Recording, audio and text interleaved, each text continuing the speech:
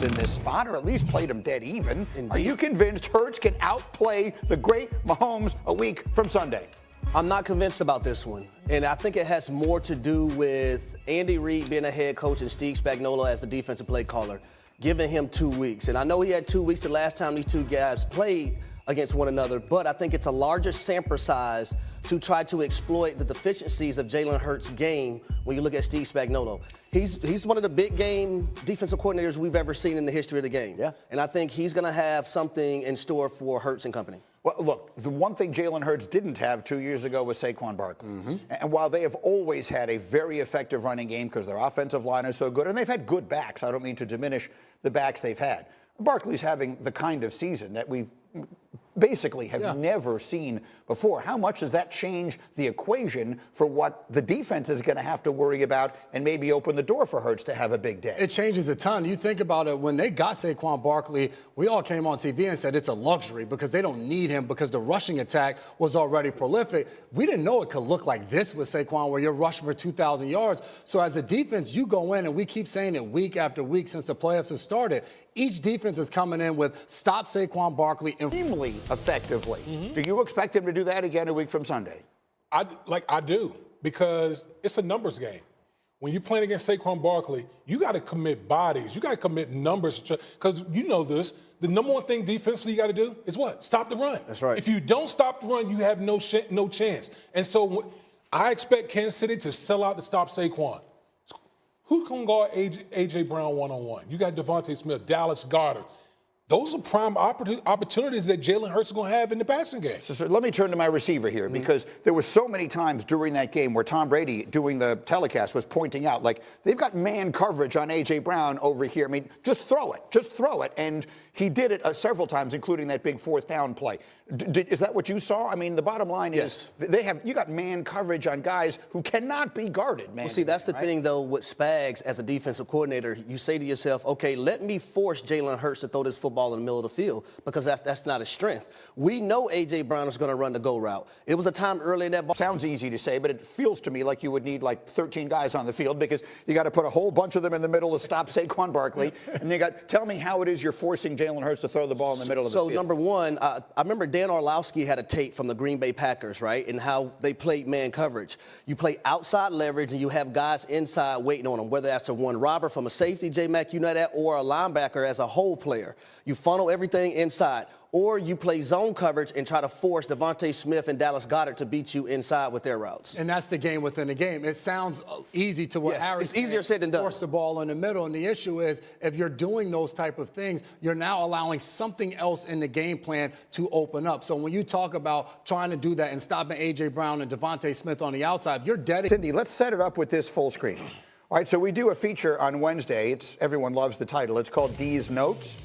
And one of our notes yesterday was that Kansas City has played 18 playoff games going back to 2019, and they've allowed exactly 0 rushers to go for 100 yards. The last time they allowed a 100-yard rusher in a playoff game was the 2018 AFC Championship game, and that player was Sony Michel. So understanding that, D. Wood, are you convinced that Saquon Barkley will rush for over 100 yards and break that streak? Yes, I am. Wow. Because I don't think the Chiefs have faced a rushing attack like this. Between the personnel up front with their offensive line, between the personnel up front and the runner that the Philadelphia Eagles have, listen, we've seen games where they just stop handing the ball off to Saquon Barkley because they've dominated so badly that they don't even have to rush him, the latter part of the game. So I remember the Houston Texans, they ran the ball for 150. They didn't have a rusher over 100, but they ran the ball. The Houston Texans ran the ball for 150 yards against that Kansas City Chiefs defense. True. This is the biggest difference between the Eagles this year and the Eagles from 2 years ago. I know that they've changed over the majority of their defense, and it's also a different defense that played the Chiefs the last time in the Super Bowl.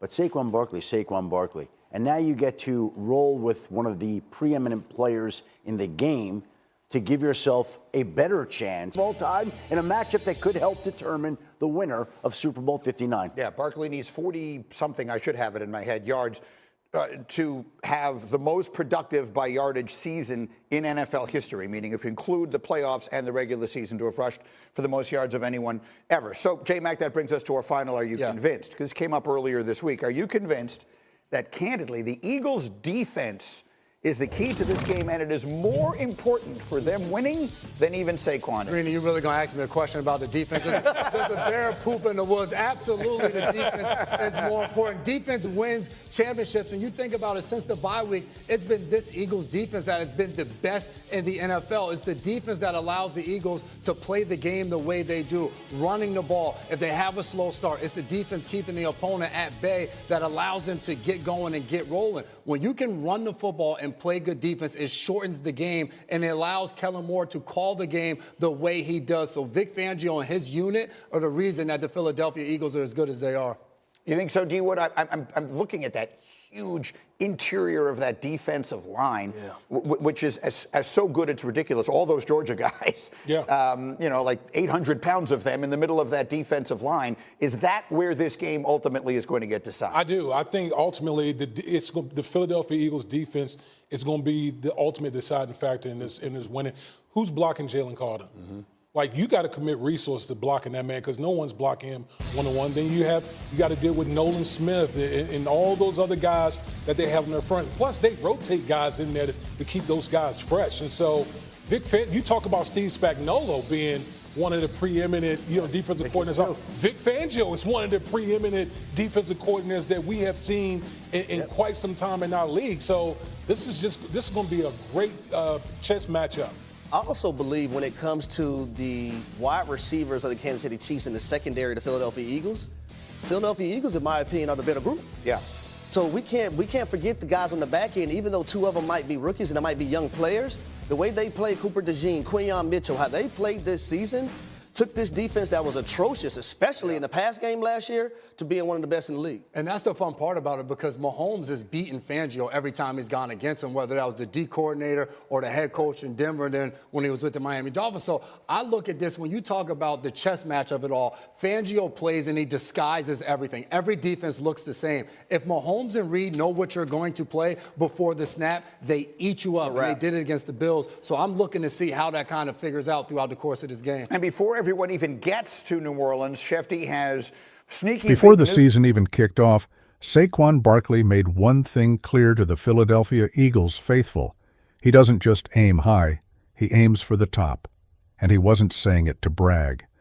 Anyone who's followed him knows he's not the cocky type. He's just a man who knows his worth and refuses to settle. I just want to be great, man. That's it, Barkley said. I want to take this thing as far as it can go. That's my goal. What does that look like for him? Simple. He wants to be the best to ever do it. Not just another name in the record books, but the name. A claim like that might have sounded like a stretch after some quiet years with the New York Giants, but then came his first season in Philly, and boy, did he flip the script. The Eagles took the NFC Championship, and Barkley, he put together what might just be the greatest season a running back has ever had. And that's before they even step on the field for Super Bowl LIX. Barkley's unreal seasons. As the regular season wrapped up, Barkley was right on the heels of an all-time NFL record. He sat just 100 yards shy of Eric Dickerson's legendary 2,105-yard season from 1984. He wanted the shot at history, no doubt about it. But when head coach Nick Sirianni decided to rest the starters in Week 18, Barkley didn't complain. I didn't come here to break Eric Dickerson's record, Barkley told NBC Sports Philadelphia. I came here to win a Super Bowl. And while he didn't take down Dickerson's mark, he's about to shatter another record that folks don't talk about nearly enough. Back in 1998, Terrell Davis racked up 2,476 yards in a single season, including the playoffs. Barkley? He's just 30 yards away from topping that, and with only 53 more, he'll become the first player ever to hit 2,500 yards in one season when counting the playoffs. If that wasn't enough, he's also just a handful of yards away from cracking 2,800 total scrimmage yards, a number only one other player has ever come close to. Put it this way, Barkley isn't just having a good season. he's having the season. And now, with the biggest game of the year ahead of him, he's got a chance to cement his legacy in a way few ever do. What's at stake for him in the Super Bowl? Legacy, history, football immortality. He came to Philly to win it all, and now he's one game away from making it happen. So here's the question. When it's all said and done, will we be talking about Saquon Barkley as the greatest to ever play the position? Or is there still another level he hasn't even hit yet? What do y'all think?